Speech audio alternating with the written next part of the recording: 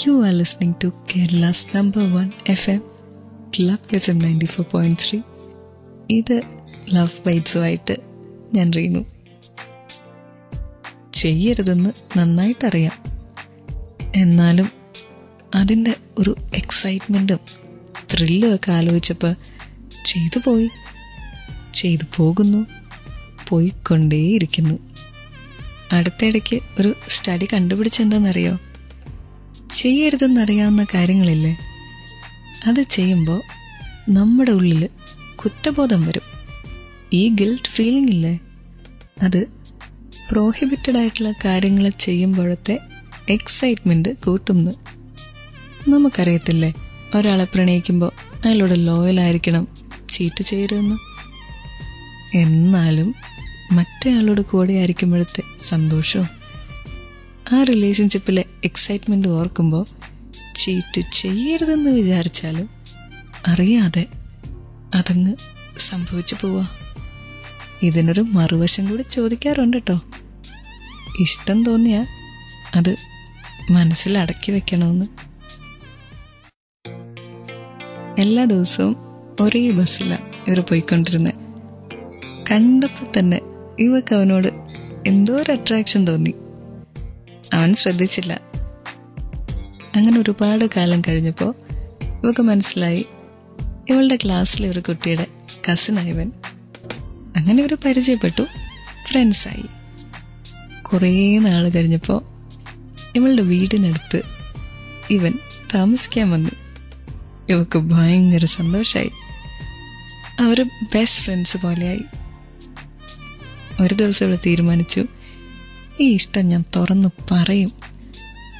അങ്ങനെ വിചാരിച്ച് തന്നെ അവൾ ചെന്ന്. പക്ഷെ അവനപ്പോൾ അവൻ്റെ പ്രണയത്തെക്കുറിച്ച് ഇവളോട് പറഞ്ഞു. ഇവളാകെ തകർന്നു പോയി. ഒരു ലവ് ട്രയാങ്കിൾ ഫേസ് ചെയ്യേണ്ടി വരുമെന്ന് അവൾ ഒരിക്കലും വിചാരിച്ചിട്ടില്ല. ചുറ്റും നോക്കിക്കേ, ഏറ്റവും കോമൺ ആയിട്ട് കാണുന്ന കാര്യങ്ങളിലൊന്നാ ലവ് ട്രയാങ്കിൾ. പക്ഷെ പണ്ടത്തേതിനേക്കാളും കുറച്ച് വ്യത്യാസമുണ്ട് കേട്ടോ. പണ്ടിത് തുറന്നു പറയില്ലായിരുന്നു, മൂന്നാമത്തെ ആൾ അറിയില്ലായിരുന്നു. ഇപ്പൊ പക്ഷെ തുറന്നു പറയുകയും ചെയ്യും, എല്ലാവർക്കും അറിയാനും പറ്റും. ഇങ്ങനൊരു സിറ്റുവേഷനിൽ കൂടെ പോയിട്ടുണ്ടോ? ട്രീനോടൊന്ന് പറയോ? ഫേസ്ബുക്കിൽ ക്ലബ് FM കോൺടെസ്റ്റ് പേജിൽ കേട്ടുകൊണ്ടിരിക്കുക ലവ് ബൈറ്റ്സ്. എന്തൊക്കെ പാട് കഴിച്ചിട്ടാ പലരും ഒരു പ്രണയത്തിലാവുന്നേ.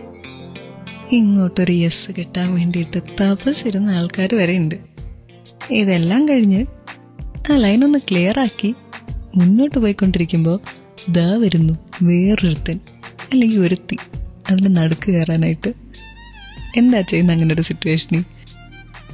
നിങ്ങൾ ഇഷ്ടപ്പെടുന്ന പെൺകുട്ടിയുടെ ജീവിതത്തിലേക്ക് വേറൊരുത്തൻ കടന്നു വരാൻ ശ്രമിച്ചാൽ എന്ത് ചെയ്യും? അവനെ എന്ത് ചെയ്യുമെന്നാണോ?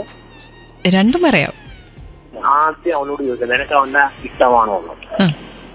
അല്ല എന്ന് പറയുകയാണെങ്കിൽ അപ്പൊ വിളിക്കും, അനിയ സ്ഥലം വിട്, ഇത് എന്റെ ആളാ.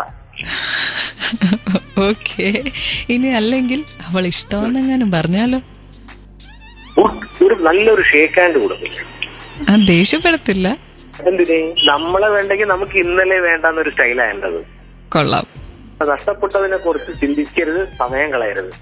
നമുക്ക് വേണ്ടെങ്കിൽ നമ്മളെ വേണ്ടെങ്കിൽ പിന്നെ അങ്ങോട്ട് പ്രഷർ കൊടുത്ത് എത്ര തന്നെ തല്ലിപ്പഴിപ്പിച്ചാലും ഈ തനിയെ പഴുക്കുന്നതിന്റെ ടേസ്റ്റ് കാണില്ല. അത് ശരിയാ. നമ്മളെ ഇഷ്ടമില്ല എന്ന് പറയുകയാണെങ്കിൽ ഓക്കെ, നാളെ ഒരു സമയം അവനും എന്റെ ഗതിയാണല്ലോ എന്നുള്ളൊരു സന്തോഷം മാത്രം. 56070 ഒരു മെസ്സേജ് അയച്ചിട്ടുണ്ടെങ്കിൽ ഇതുപോലെ നിങ്ങൾക്ക് ലവ് ബൈറ്റ്സിൽ കൂടെ സംസാരിക്കാം. ഫോമാറ്റ് ക്ലബ് FM സ്പേസ് നിങ്ങളുടെ പേര്. എൻ്റെ റീനുവിൻ്റെ വാക്കായത്. മനസ്സ് പറയുന്നുണ്ട് ഇത് ചെയ്യരുത്, ലവ് എങ്ങാനും അറിഞ്ഞ ആകെ പ്രശ്നമാവുന്നു. എന്നാലും ചീറ്റ് ചെയ്യുന്നവരുണ്ട്. അങ്ങനെയുള്ളവരോട് ഒരു കാര്യം പറയട്ടെ, നമുക്ക് വേണ്ടിയല്ലേ അവർ ജീവിക്കുന്നത്. അവർ നമ്മളെ എല്ലാത്തിനേക്കാളും കൂടുതൽ സ്നേഹിക്കുന്നില്ലേ? എന്തോരം ബ്യൂട്ടിഫുൾ മൊമെന്റ്സാ നമുക്ക് തന്നേക്കുന്നത്. കുറച്ചു കാലത്തൊരു രസത്തിന് വേണ്ടിയിട്ട് അവരെ ചതിക്കാവോ? ഒരു റിലേഷൻഷിപ്പിൽ എന്ത് കാര്യം ചെയ്യുവാണെങ്കിലും പറഞ്ഞിട്ട് ചെയ്യണം. പിന്നെ ഇങ്ങനെ ചീറ്റ് ചെയ്യുന്നവരല്ലേ, എന്നെങ്കിലും ഒരിക്കൽ നിങ്ങൾ പിടിക്കപ്പെടും, അല്ലെങ്കിൽ തിരിച്ചും ചതിക്കപ്പെടും. അന്നാ ഇതിന്റെ വേദന മനസ്സിലാവും.